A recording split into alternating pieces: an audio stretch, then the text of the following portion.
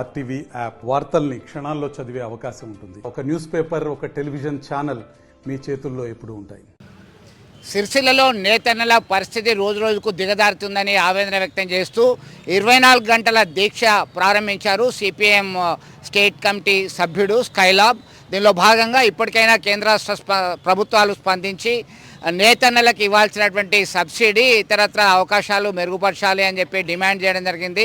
దీనిలో భాగంగా గత 7 రోజుల నుంచి నిరవధిక సమ్మె చేస్తున్నప్పటికీ ఎవరూ పట్టించుకోవట్లేదని ఆవేదన వ్యక్తం చేశారు. ఇప్పటికైనా కానీ ప్రభుత్వాలు దిగివచ్చి నేతన్నల న్యాయబద్ధమైనటువంటి డిమాండ్ నెరవేర్చాలి, 10% సబ్సిడీ ఇవ్వాలి, 22 పైసల కూలీ తక్కువగా వస్తుంది, అవన్నీ కూడా ఇవ్వాల్సినటువంటి అవసరం ఉంది అని చెప్పేసి సిపిఐ నేతలు డిమాండ్ చేస్తున్నారు. దీనిలో అత్యధిక శాతం యార్న్ విభాగంలో పనిచేసేటువంటి వాళ్ళు, అద్దకం పరిశ్రమ సైతం సంక్షోభంలో ఉంది అనేటువంటి అభిప్రాయాన్ని వాళ్ళు వ్యక్తం చేయడం జరిగింది.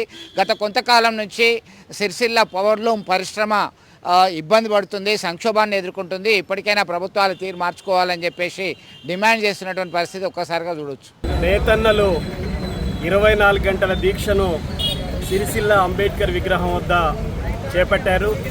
ఈ దీక్షలకు భారత కమ్యూనిస్ట్ పార్టీ, మార్క్సిస్టు, సిపిఐఎం సంపూర్ణమైనటువంటి మద్దతు తెలియజేస్తూ ఉంది.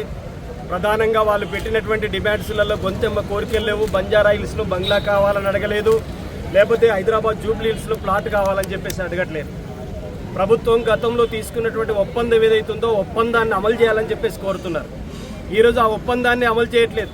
పాలిస్టర్ చీరల విషయంలో ప్రభుత్వం చాలా స్పష్టంగా 3 సంవత్సరాల కిందట ఒప్పందం చేసుకుంది, 25 పైసలు ఇస్తామని చెప్పేసి. ఆ 25 పైసల్ని 3 ఏళ్ల తర్వాత కొత్త అగ్రిమెంట్ చేసి దీన్ని అదనంగా పెంచాల్సినటువంటి ప్రభుత్వం ఉన్నటువంటి అగ్రిమెంట్ని అమలు చేయకుండా దాన్ని ఉల్లంఘించి 22 పైసలకు తగ్గించినటువంటి పరిస్థితి ఉంది. రాస్తారోకోలో ఉన్నారు, కేసులలో ఉన్నారు, అరెస్టులలో ఉన్నారు, పోలీసు నిర్బంధంలో కూడా ఉన్నారు. టీఆర్ఎస్ అధికారంలో ఉన్న టెంట్ కింద ఉన్నది ఎర్ర జెండా, సిఐటియు మాత్రమే అనేటువంటిది నేను చెప్పదలిచాను. ఈ రోజు కాంగ్రెస్ అధికారంలో ఉన్నా కానీ కార్మికులకు డిమాండ్లు, న్యాయమైన డిమాండ్ పరిష్కరించాలంటే టెంట్ వేసేది ఎర్ర జెండా, సిఐటియు, కార్మిక వర్గం తప్ప మరొకరు కాదు అనేది నేను చెప్పదలిచాను. అందుకనే మీరెవరో ఏమంటే వేయటానికి టైం పాస్ కున్నటువంటి వాళ్ళు కాదు. పొట్ట చేత పట్టుకొని అరవలచ్చన అని చెప్పేసి కుటుంబాలు పోషించుకున్నటువంటి పక్కజీవులు వీళ్ళందరూ, కార్మికులు వీళ్ళందరూ, నేతన్నలు వీళ్ళందరూ, వీళ్ళు ఎవడి దయాదాక్షిణ్యాల కోసమో, ఎవరికి వ్యతిరేకంగా ఇంకొకరికి తరపునో నిలబడాల్సినటువంటి అవసరం లేదు. అందుకనే దుష్ప్రచారం మానమని చెప్పేసి కాంగ్రెస్ నాయకులకు ఇతో తెలియజేస్తా ఉన్నాను.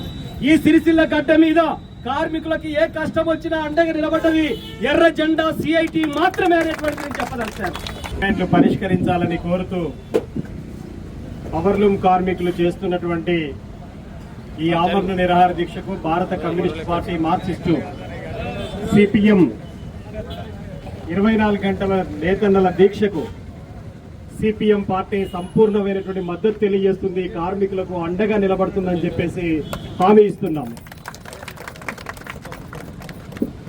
సుమారు 8,000 మంది కార్మికులు కలిగినటువంటి ఒక కార్మిక కళాక్షేత్రం సిరిసిల్ల. ఇప్పటికే 14 మంది నేతన్నలు ఆత్మహత్యల పాలైనటువంటి పరిస్థితి ఉంది. ఇంతకు ముందు ఈ సిరిసిల్ల అంటే నేతన్నలకు ఉరిసిల్లగా మారినటువంటి పరిస్థితి ఉండేది. కార్మికులు సిఐటియు నాయకత్వంలో సాధించుకున్నటువంటి కొన్ని పోరాటాల వల్ల కార్మికులకి ఎంతో కొంత మేలు జరిగినటువంటి మాట వాస్తవం. కానీ ఈరోజు జరుగుతున్నటువంటిది ఏమిటి? ఈరోజు బ్యానర్ మీద పెట్టిన వాటిలలో గొంతెమ్మ కోరికలు లేవు.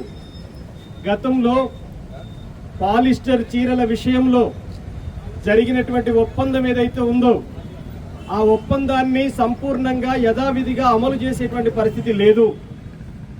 ఉన్న ఒప్పందాన్ని గత 3 ఏళ్లుగా అమలు చేయకపోగా 25 పైసల్ని 22 పైసలకు తగ్గించేటువంటి కుట్ర కూడా చేశారు. అంటే రోజువారీగా ధరలు పెరుగుతున్నాయి, కార్మికులు ఇంకా అదనంగా పెంచమని చెప్పేసి ఎక్కడ అడుగుతాడో అనేటువంటి ఉద్దేశంతో ఈరోజు గత అగ్రిమెంట్ను కూడా యథావిధిగా అమలు చేయకుండా కార్మికులకు ఆ అగ్రిమెంట్నే ఉల్లంఘించినటువంటి పరిస్థితి ఉంది. ఈ 3 ఏళ్ల కాలం తర్వాత కొత్త అగ్రిమెంట్ చేయాల్సినటువంటి అవసరం ఉండే. ఎందుకంటే రోజువారీగా నిజ వేతనాలు, రోజువారీగా ధరలు పెరుగుతున్నాయి. ధరలు పెరిగిన దానికి అనుసంధానంగా కార్మికుల వేతనాలు పెరగనప్పుడు ఆ కుటుంబాలు పోషించుకోవడం అనేటువంటిది చాలా గడ్డు పరిస్థితి ఎదురయ్యేటువంటి అవకాశం ఉంది. ఈరోజు అనేక పోరాటాల ఫలితంగా ఈరోజు ఆ ఒప్పందం జరిగింది. ఆ ఒప్పందం అయినా యథావిధిగా అమలు చేయాలి కదా, ఎందుకు చేయలేదు అనేటువంటిది నేను కోరుతా ఉన్నాను. ఈ రోజు ఈ జిల్లా నుంచి మంత్రులుగా ఉన్నటువంటి వాళ్ళు పొన్నం ప్రభాకర్ గారు, దుద్దిల్ల శ్రీధర్ బాబు గారిని నేను అడుగుతా ఉన్నాను, మీకేమన్నా చిత్తశుద్ధి ఉంటే, కార్మికుల పట్ల ఏమైనా కనీస కనికరం ఉంటే తక్షణమే ముఖ్యమంత్రితో మాట్లాడండి. ఇమ్మీడియట్లీ కార్మికుల యొక్క 24 గంటల దీక్షను విరమించమని చెప్పేసి కోరుతున్నాను. ఎందుకంటే వారం రోజులుగా కార్మికులు ఇంత ఎండ, ఎన్ని డిగ్రీల ఉష్ణోగ్రతతో ఎండ కొడుతుందో చూడండి. ఈ ఎర్రటి ఎండలో టెంట్ వేసుకొని కార్మికులు ఇక్కడ ఉంటున్నారంటే ఏమిటి కారణం అని ఆలోచించమని చెప్పేసి నేను కోరుతున్నాను. అంతేకాదు, ఈ రోజు ప్రభుత్వం మహిళా శక్తి కింద చీరల ఉత్పత్తికి ఆర్డర్లు ఇచ్చింది. దానికి సంబంధించినటువంటి వివరాల్ని ప్రభుత్వం ఏం చేసింది, దానికి నిధులు కేటాయింపజేయాల్సిన అవసరం ఉంది. అంటే యజమానుల పట్ల ఒక వైఖరి, కార్మికుల పట్ల మరొక వైఖరి తీసుకుంటుంది ప్రభుత్వం. యజమానులకు అన్ని రకాల అవకాశాలు కల్పిస్తున్నప్పుడు కార్మికులకు అట్లాంటి అవకాశాలు ఎందుకు కల్పించట్లేదని చెప్పేసి మేము డిమాండ్ చేస్తున్నాం. అట్లాగే ఇక్కడ ఉన్నటువంటి వర్కర్ టు ఓనర్ పథకాన్ని, దానికి మొత్తం షెడ్యూల్ ఖరారైంది, కానీ ఎందుకు ఇప్పటి వరకు కూడా నిధులు కేటాయించట్లేదు అంటే కార్మికుల పట్ల ఉన్నటువంటి వైఖరి ఏంటో మనకు చాలా స్పష్టంగా అర్థమవుతున్నటువంటి పరిస్థితి చూడవచ్చు. నేను సిపిఎం పార్టీగా డిమాండ్ చేసేది ఏమిటంటే, ఈ రోజు కార్మికుల యొక్క హక్కుల సాధన కోసం సాగుతున్నటువంటి ఈ పోరాటం ఇంతటితో ఆగట్లేదు, కంటిన్యూగా ముందుకు సాగుతున్నటువంటి పరిస్థితి ఉంది. ఒక మాటలో చెప్పాలంటే మహిళా శక్తి చీరలకు సంబంధించింది. గతంలో ఉన్నటువంటి బతుకమ్మ చీరల స్థానంలో ఈ రోజు మహిళా శక్తి కింద చీరల ఉత్పత్తికి ఆర్డర్లు ఇచ్చింది ప్రభుత్వం. అంతేకాదు, కార్మికులకు రావాల్సినటువంటి సబ్సిడీని కూడా ఇప్పటి వరకు విడుదల చేయట్లేదు. సుమారు 6 కోట్ల నుంచి 7 కోట్ల రూపాయల దాకా సబ్సిడీ విడుదల కావాలి. ఆ సబ్సిడీ విడుదలైతే ఒక్కొక్క కార్మికునికి ఎంతో కొంత ఊరటనిచ్చేటువంటి అవకాశం ఉంది. ఈ రోజు వైపని కార్మికులు, వార్పిన్ కార్మికులు, పవర్లూమ్ కార్మికులు వాళ్ళ కుటుంబాలు ఎట్ట పోషించుకుంటారు, ఎందుకోసమని దీక్ష చేయాల్సిన దుస్థితి ఏర్పడతా ఉంది.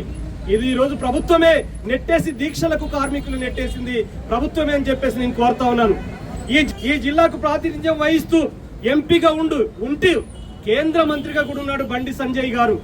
ఈ రోజు కార్మికుల రోడ్డున పడితే రాష్ట్ర ప్రభుత్వం మీద ఒత్తిడి చేయటం ఒక భాగం అయితే, కేంద్ర ప్రభుత్వం నుంచి నిధులు తేయకూడదా? ఇక్కడ కార్మికుల బాధలు బండి సంజయ్ గారికి పట్టవా అని చెప్పేసి నేను అడుగుతూ ఉన్నాను. ఎప్పుడూ కార్మికులు టెంట్ కింద ఉండాలి, మీరందరూ మాత్రం ఏసీ రూముల్లో ఉండాలి. కార్మికుల కష్టాలు ఎప్పటికి ఇట్లనే ఉండాలి, మీరు మాత్రం ఏసీ గదుల్లో పండాలి, ఏసీ కార్లలో తిరగాలి, మా బతుకులు మాత్రం ఇట్లనే ఉండాలా? ఇప్పటికైనా చిత్తశుద్ధి ఉంటే స్పందించమని చెప్పేసి కోరుతా ఉన్నాను. బండి సంజయ్ గారికి మత కొట్లాటలు ఎట్టబెట్టడమో తెలుసు, విద్వేషాలు ఎట్ట నింపడమో తెలుసు, కానీ కార్మికుల కష్టాలు మాత్రం ఎందుకు తెలియట్లేదని చెప్పేసి నేను అడుగుతా ఉన్నాను. రోజువారీగా ధరలు పెరుగుతున్నప్పుడు కార్మికుల కనీస వేతనాలు, మినిమం వేజెస్ ఇవ్వాలనే చిత్తశుద్ధి ఉండాలి కదా అని చెప్పేసి నేను అడుగుతా ఉన్నాను. అంతేకాదు మిత్రులారా, మనం ఆలోచించాలి ఇక్కడ ఒకటే ఒక విషయాన్ని. ఈ రోజు చాలా మంది ఇక్కడ దుష్ప్రచారం చేస్తున్నారు. ఏమని చేస్తున్నారు? ఇప్పుడు ఇక్కడ టెంట్ వేస్తే కాంగ్రెస్ అధికారంలో ఉంటే టీఆర్ఎస్ వాళ్ళు టెంట్ వేయించారని చెప్పేసి దుష్ప్రచారం చేస్తున్నారు. ఇక్కడ ఉన్న ఏ కార్మికుడికి ఏ పార్టీతో సంబంధం లేదు. కార్మికులు తమ పొట్ట గడవటం ఎట్లా, తమ పిల్లల్ని పోషించుకోవటం ఎట్లా, తమ పిల్లల యొక్క చదువులు ఎట్లా, తమ పిల్లలకు భవిష్యత్తు ఎట్లా అనేటువంటి దాంతో ఇక్కడ పోరాటంలో దిగుతున్నారు. ఎవడి దాక్షిణ్యాల కోసం టెంట్ వేయరు, ఓట్లు వచ్చినప్పుడు ఓట్ల సంగతి చూస్తున్నప్పుడు. కానీ ఈ రోజు కార్మికుల ముందున్నటువంటి కనీస కర్తవ్యం, ఈ రోజు ప్రభుత్వాలు ఇచ్చిన వాగ్దానాలు అమలు చేయాలనే ఉద్దేశంతో ఇక్కడ చేస్తున్నారు. మరిన్ని వీడియోస్ కోసం ఛానల్ ని సబ్స్క్రైబ్ చేయండి, లేటెస్ట్ అప్డేట్స్ కోసం వాట్సాప్ ఛానల్ ని ఫాలో చేయండి, అండ్ లింక్ డిస్క్రిప్షన్ లో ఉంది.